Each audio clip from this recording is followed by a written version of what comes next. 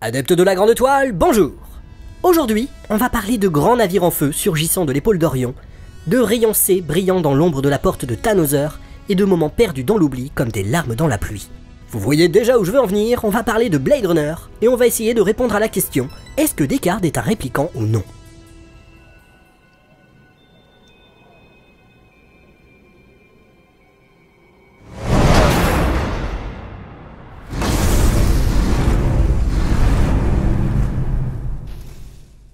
Pour y répondre, il faut déjà essayer de définir ce qu'est un répliquant.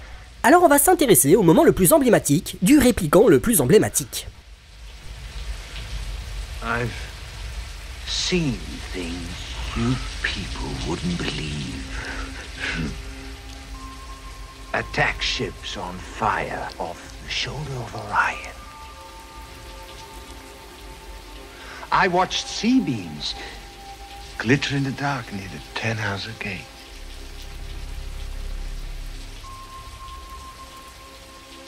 All those moments will be lost in time,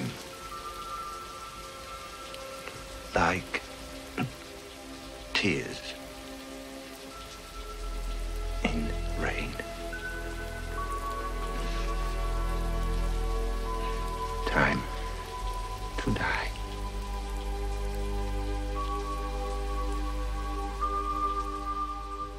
Vous connaissiez sûrement déjà ce monologue. Vous saviez peut-être même qu'il a été en partie improvisé par Rutger Hauer à la veille du tournage. Mais on ne mesure pas forcément à quel point le travail de l'acteur a radicalement modifié le sens originel du film et brisé un tabou philosophique. There was a real page of opera talk that, you know, is bad in any script. I don't care how you look at it. And this was high-tech speak that had very little bearing on anything, you know, that the movie had shown you before. So I just put a knife in it, and I did this at night, and I didn't know if Ridley was okay with it. Mais reprenons du début. Dans Blade Runner, Rick Deckard, incarné par Harrison Ford, traque des répliquants, c'est-à-dire des êtres organiques dont on sait qu'ils sont plus forts, plus intelligents,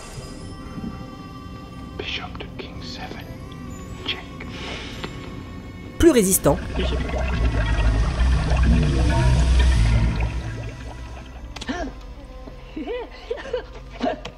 et même plus sensuels que les êtres humains.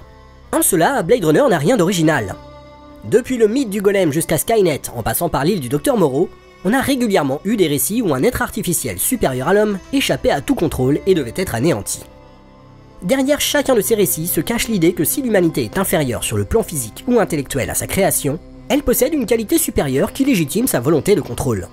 Et oui, après tout, si on imagine un être supérieur physiquement et intellectuellement à l'homme, pourquoi serait-il injuste que cet être en vienne à dominer l'humanité?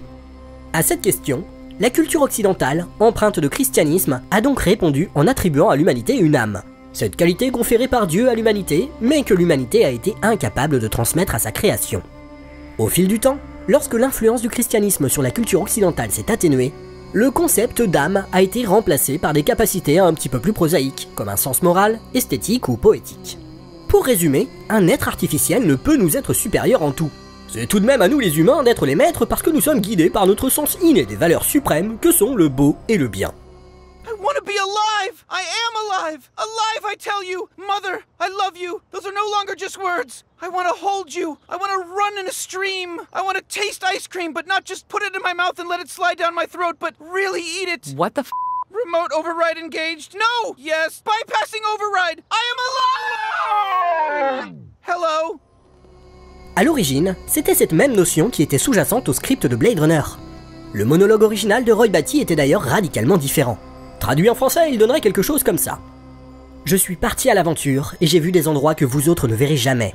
J'ai parcouru les colonies de l'espace et j'en suis revenu. J'ai touché les frontières. La sueur me coulait dans les yeux lorsque, debout sur le pont arrière d'une nef à pulsation en direction des camps de Plutition, je regardais une bataille d'étoiles dans l'épaule d'Orion. J'ai senti le vent dans mes cheveux alors que je pilotais les vaisseaux d'essai aux confins des galaxies noires, et j'ai vu une flotte de combat s'embraser comme une allumette et disparaître. Je l'ai vu, je l'ai ressenti. Face à cette version, on imagine facilement Roy Batty en action, exalté par l'épreuve du feu, faisant la démonstration de sa puissance vitale. Bref, on reste dans l'idée que la supériorité des répliquants sur l'humanité est essentiellement physiologique, mais en aucun cas spirituelle. en imposant au contraire l'image d'un répliquant passif, contemplatif des merveilles qui l'entourent, capable d'apprécier leur beauté et de la retranscrire en un moment de pure poésie, Rutger Hauer suggère que la supériorité morale et spirituelle de l'humain sur sa création n'est finalement qu'un prétexte bien commode pour justifier notre domination. Cette idée nous force à voir à quel point Blade Runner représente une humanité en tout point opposée aux répliquants. Les personnages comme Gaff ou Harry sont des flics qui exécutent les ordres sans se poser la moindre question d'ordre moral. Les personnages censés représenter l'élite de la race humaine sont certes supérieurement intelligents, mais sont incapables de faire preuve d'un esprit de création. Hannibal Chew se contente de produire des yeux artificiels semblables à des yeux naturels. Tyrell lui-même ne semble pas comprendre les répliquants. Il ne voit en eux qu'un amas de pièces détachées, et il ne comprend même pas leur questionnement esthétique ou poétique.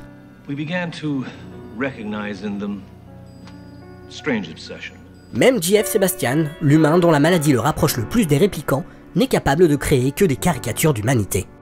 Pire encore, le film suggère que lorsque Tyrell trouve le moyen de rendre un répliquant plus humain en lui implantant des souvenirs, ce n'est pas une ascension vers un statut supérieur, mais bel et bien une déchéance. Le personnage froid et ultra pragmatique de Rachel est là pour le prouver. C'est là qu'on en revient à la question. Est-ce que Deckard est un répliquant ou non ?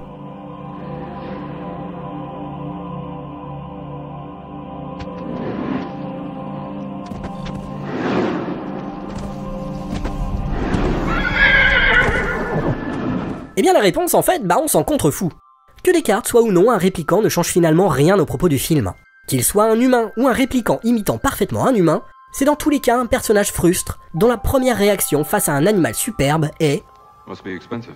dont la relation avec Rachel semble dénuée de passion, surtout comparée à celle de Pris et Batty, et qui se retrouve donc sans voix face à Roy Batty, incapable de rivaliser avec la puissance poétique de son monologue final. En brisant le mythe de la prétendue supériorité de l'humanité sur sa création, Blade Runner a donc enfreint un véritable tabou de la civilisation occidentale. Et même si ce n'est certainement pas la seule, on peut peut-être y voir une des raisons du beat colossal du film lors de sa sortie en salle. Surtout lorsqu'on considère que cette question de l'âme d'un être artificiel restait un tabou presque 20 ans après la sortie du film. Moi je pense que AI de Spielberg, c'est pas inhérent à la qualité du film si le film n'a pas été reçu. Je pense que c'est inhérent aux questions que pose le film. C'est vrai qu'on va jusqu'au déni, parce que les gens, très souvent, moi j'ai vu ça autour de moi, les gens ne comprennent pas que les êtres que le petit David rencontre à la fin, ce sont des robots, et ce ne sont pas des aliens. C'est vachement intéressant, c'est-à-dire qu'au moment où le robot parvient lui-même à avancer, à se sublimer par rapport à l'être qu'il est à la base, les gens, ils n'arrivent pas du tout à percuter ça. C'est-à-dire que ça revient du divin. A l'inverse, comme le rappellent Rafik Djoumi et Julien Dupuis dans l'épisode de Beats consacré au transhumanisme, l'animisme japonais autorise qu'un objet, et donc une création humaine, soit doté d'une âme. La culture nippone n'a donc eu aucun scrupule à s'emparer du film de Ridley Scott et en faire une référence presque incontournable des animés de science-fiction. Et c'est peut-être ce qu'il aura fallu pour que Blade Runner devienne finalement le film culte qu'il est dorénavant. Que les idées qu'il porte nous reviennent sous les atours d'une culture étrangère à la nôtre, qu'elles nous apparaissent comme une autre façon de voir le monde et non comme un sabotage de notre propre culture. Finalement, c'est ça qu'on appelle un film révolutionnaire.